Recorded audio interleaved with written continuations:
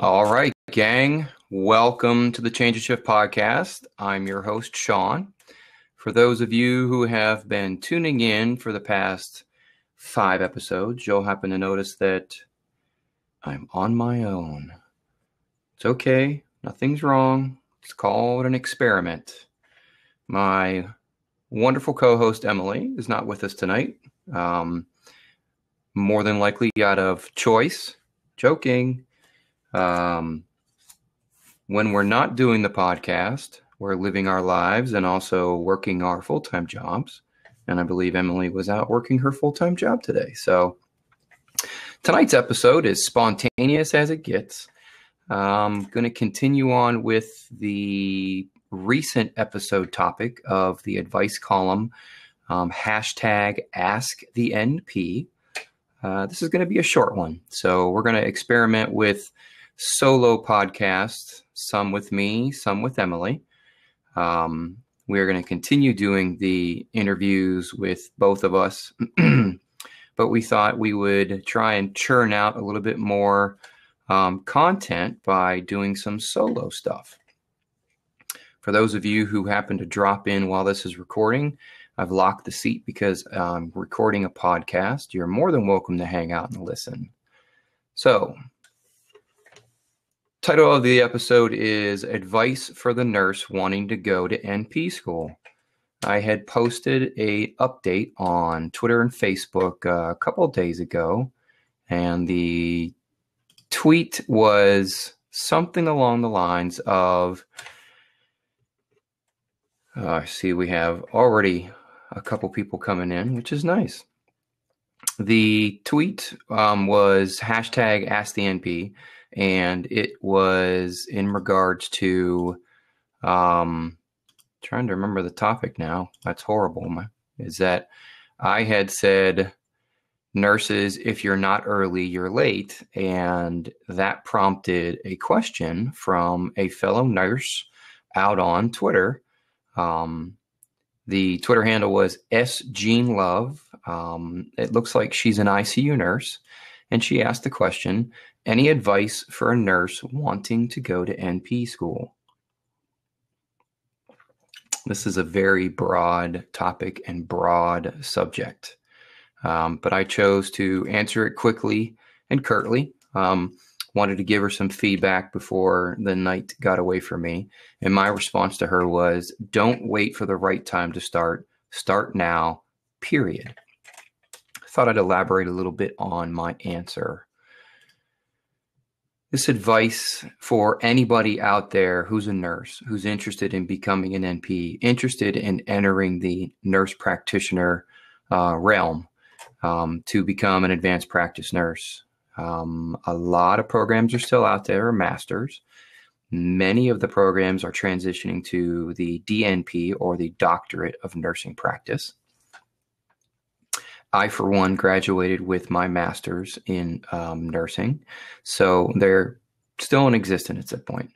So what's the best piece of advice that I could give was to not wait to start. I was just as guilty as the next person that when I was at the bedside, I kept wanting, talking about going back to school. For those of you that don't remember or don't know, I started my nursing profession as a bedside nurse, and I graduated from a diploma program. I don't think diploma programs they're falling to the wayside. There's not a lot of them left out there.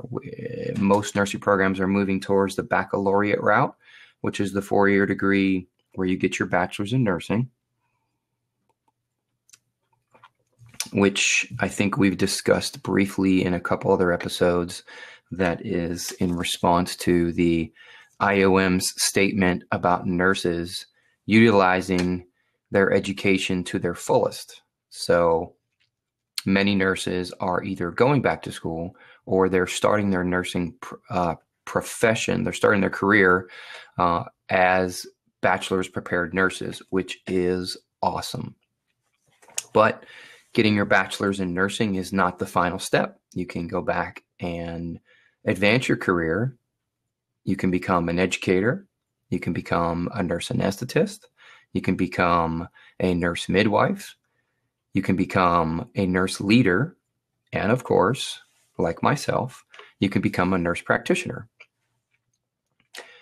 I urge you not to wait because there's options out there. Of course, the easiest option is take out the loan and start taking classes, enroll into a program, and just start moving. That's if you have a program that's local for you. You may not have a program that is down the street or in your local community. So you might have to start getting a little creative. You might have to start looking on the internet for purely online programs. I know that there are many, many out there. And then there are cohort programs where you can do part of your program online and part of your program face-to-face in the traditional classroom setting. There are also programs that utilize the, what do they call it, WebEx, which is the video chat or the video conferencing ability of being in the classroom from your desk. You log into the computer and you're actually in the classroom on a monitor in the live classroom. And the program that I was in actually had offered that for students that could not make it into town. I was one of those crazy commuters.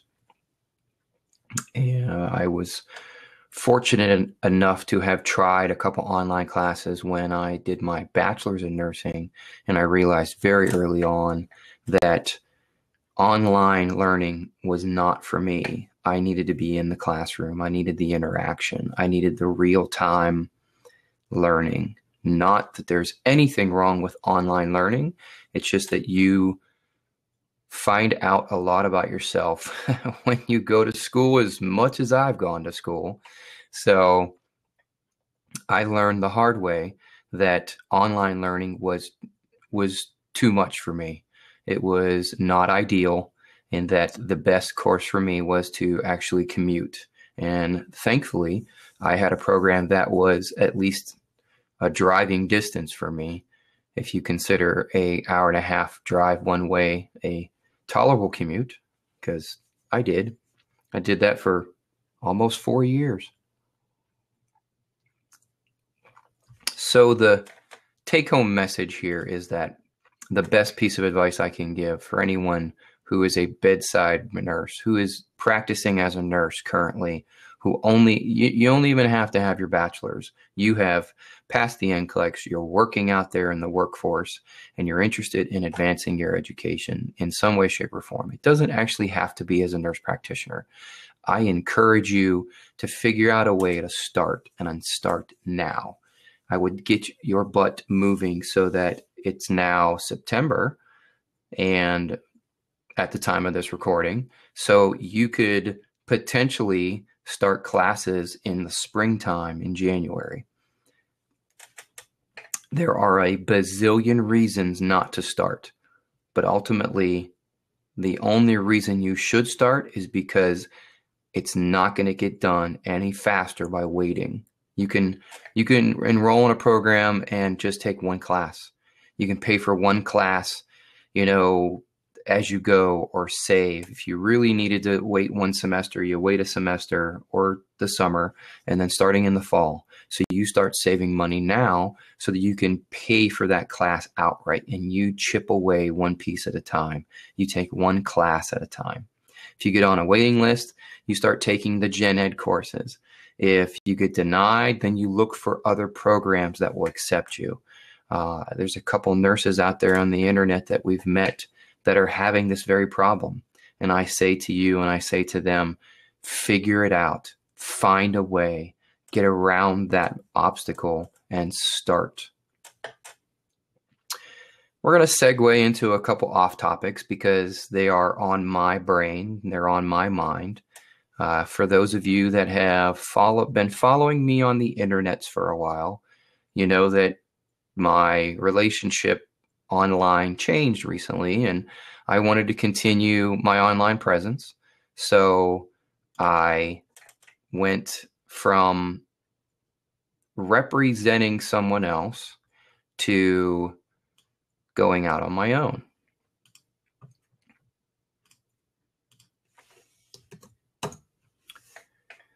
And going out on my own, I meant that I started doing my own personal blogging more now than ever. So instead of blogging for someone else, I started producing more posts on my own personal site, which is mystrongmedicine.com. I've had that for a long time, 6 years, 7 years, probably as long as I've been blogging or more. So I started frequently blogging on my own personal site again. There was a rose, there was a thorn under my nail. There was this splinter that was eating at me that I just knew I wanted to try something else. And I've always been intrigued by podcasts. So I decided to jump into the deep end head first. And I say head first because I didn't land well. And I started my own podcast. It was called the Nurse Niche Podcast. The Nurse Niche was the best name I could come up with. It was a shotgun start. I literally thought of it, and within a week's time, it was up and running, and I had posts. And I was recording all my posts from my iPhone. If you go and look for the Nurse Niche, Niche, the Nurse Niche Podcast, you can find, I think I had 9 episodes there, nine or so. This is going to probably be the last of the recordings for the Nurse Niche. I'm making this a universal recording for not only my new love for the Change of Shift and the Change of Shift podcast and the venture that my partner and I are undertaking, my co-host Emily. I'm going to consolidate my online presence to the Change of Shift. So I can't do this podcast, do the Change of Shift blog, and worry about the Nurse Niche podcast. So as of now, this recording, when it's finished, it will get uploaded to the Nurse Niche podcast, and that will be the final episode. And I will encourage you to come find me here on the Change of Shift podcast. Yes, as of now, we are not on iTunes, but that will change shortly. We are working on syndicating our presentation, still working out the kinks. As experience would tell you, I do everything kind of shotgun, and the debacle of The View kind of catapulted us into this role and this gig. We'll call it a gig. And then compiled with the fact that the Blab platform exploded. So Blab plus The View equals shotgun start of the Change of Shift. And it's been great so far. But I need to focus my efforts on this passion of mine, which is the Change of Shift. Recruiting a lot of help. Emily has been invaluable. Her and I see eye to eye on 99% of the topics that we talk about. Her and I have been good friends virtually online for almost a decade. Only have met in person once, yet, we are 2 peas in a pod. So her being the co-host of this show was absolutely perfect. So it's time for me to move forward and to kind of wash away my previous presence. And one of those previous roles was the Nurse Niche podcast. So the Nurse Niche podcast was touted as a podcast where I discussed any and all topics related to nursing across the spectrum of the profession. Everything from nursing school, professional challenges, and career advice. If it involved a nurse, it was part of my podcast. And those words couldn't be more true for the current podcast and the current venture that we are undertaking here on the Change of Shift. So it's not a difficult switch transition. It's actually quite smooth and quite expected. So one last time, as of this last podcast, this current recording will be the last episode of the Nurse Niche podcast. Any further recordings, if you're interested in what I have to say, interested in what my partner has to say, or interested in what we have to say together, you can come join us on the Change of Shift podcast by looking us up on thechangeshift.com. Next subject. Going with the social media presence that I have online. And I'm calling it a presence because just out of sheer luck, I've been doing this long enough that I have a small following.